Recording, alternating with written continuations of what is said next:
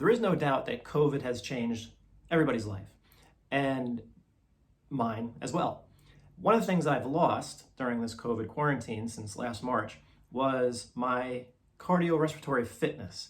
Now, before COVID, for the past 15 years, I had dancing. I had salsa. I had that in my life. I was teaching out, a couple hours a night, and I socially danced as well. Not as much recently, in the past couple of years, as when I was just starting out. For the first 7 years, probably, I was out dancing quite a bit.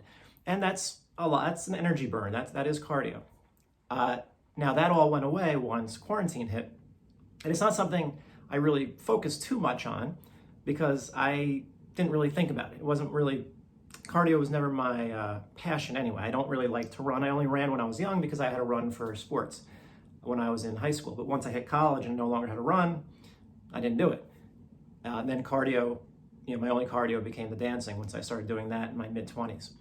So, however, there was a problem that my cardio really got bad. And I realized that I was losing my breath even just during conversations over Zoom.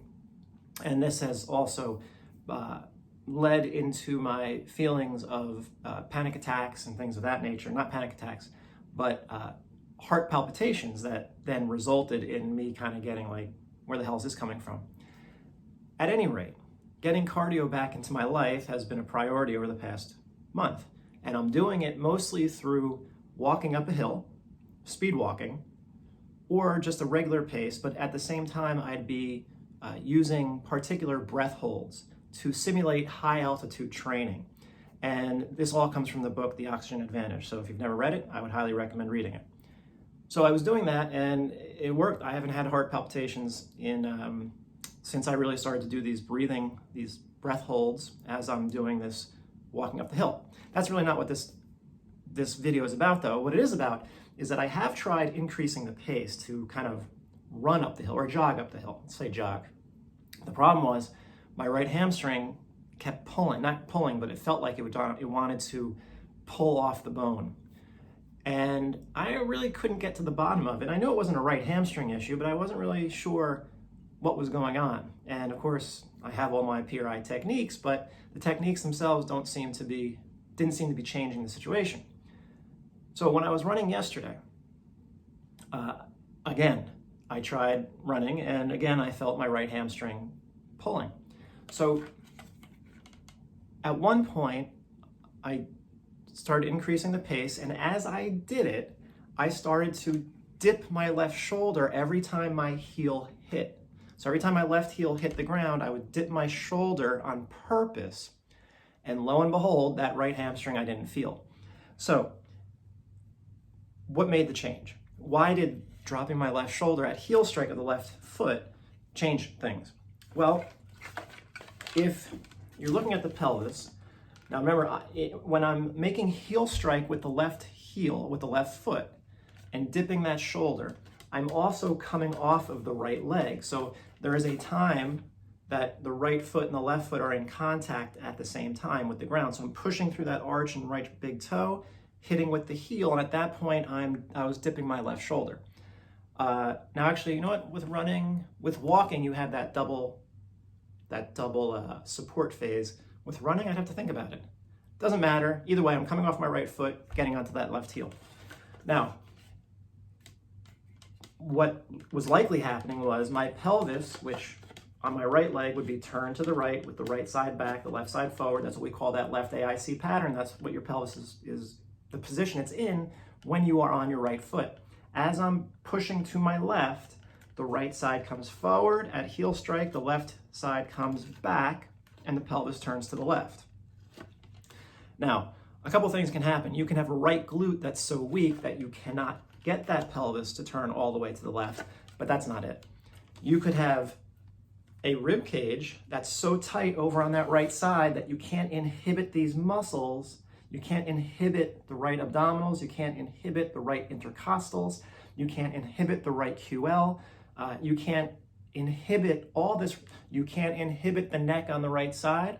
And thus, this spine will not rotate all the way to the left with the pelvis, so it prevents the pelvis from turning all the way to the left, because the right side is just too tight. So that could be an issue. It could be a right BC pattern that's still too overactive. It could be a right TMCC pattern, the right neck, anterior neck muscles and upper traps on the right side, that's still too overactive, that prevents you from turning your pelvis all the way to the left and your lumbar spine all the way to the left. And if you can't do that, you can't compress the left side. And compression is what I talked about in my video last Saturday, 2 weeks ago, I think. You see me, it was just me putting up my foot on a step and shifting into that left hip and creating compression. That is the importance of compression. For some reason, until I dipped my left shoulder down as that left heel hit, I guess I wasn't creating enough compression that my brain could sense it. Thus, it wasn't turning off that right side completely. I don't think the right hamstring was preventing me from turning to the left. I think it was the right hamstring was the victim of lack of compression sense through that left side. Until I got that left side compression, the right side wouldn't turn off completely, and it was just kind of holding me back a little bit. So instead of the pelvis going all the way to the left, maybe it only got to about here. And that's not enough until I dropped that shoulder. And my brain said, oh, left side compression, right hamstring turned off immediately, didn't feel it. Now, if someone felt the right hamstring under normal circumstances, you'd probably try to work on you'd probably try to stretch out the right hamstring, try to massage the right hamstring.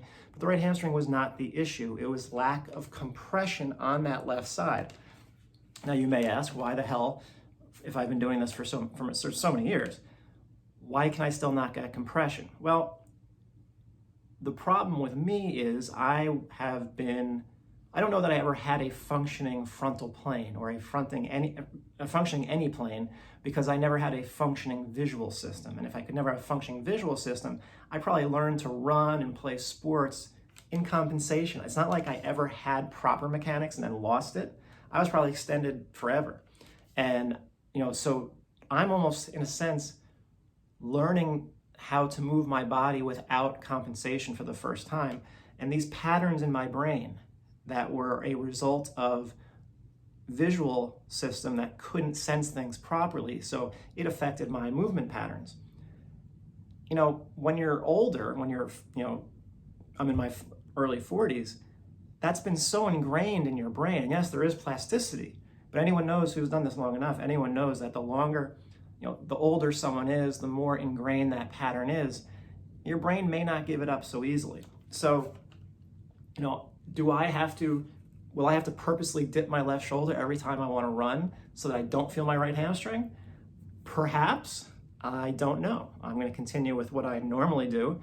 I'm going to focus a little bit more on compression over the next couple days, and really left abs and left hamstring, left adductor and left glute medius, just like that technique I showed. And we'll see what happens. But that is why you do this stuff, because if you cannot compress on that left side, the right side will not let go. Or if the right side doesn't let go, you will not compress on the left side. And if you can't compress on the left side, you're never truly on your left leg. So if you're not truly on your left leg, you must be still on your right leg, because you can't be on both. So it's either A or B. And I just wanted to throw that out there to show the importance of that left side compression and give you a real life example of why, if the right hamstring hurts, working on the right hamstring is not going to do a damn thing. You have to complement it with what's going on the other side or not going on the other side. And that's where people get thrown off, especially in the beginning, because if you feel the pain on one side, you tend to think, well, let me work on that side. That's usually not what you need to do. That's just the victim of what's going on. You got to look to the other side, or above or below. So that's your little words of wisdom from my 7 years of, maybe more than that, accumulated wisdom and experience. And hopefully that's helpful.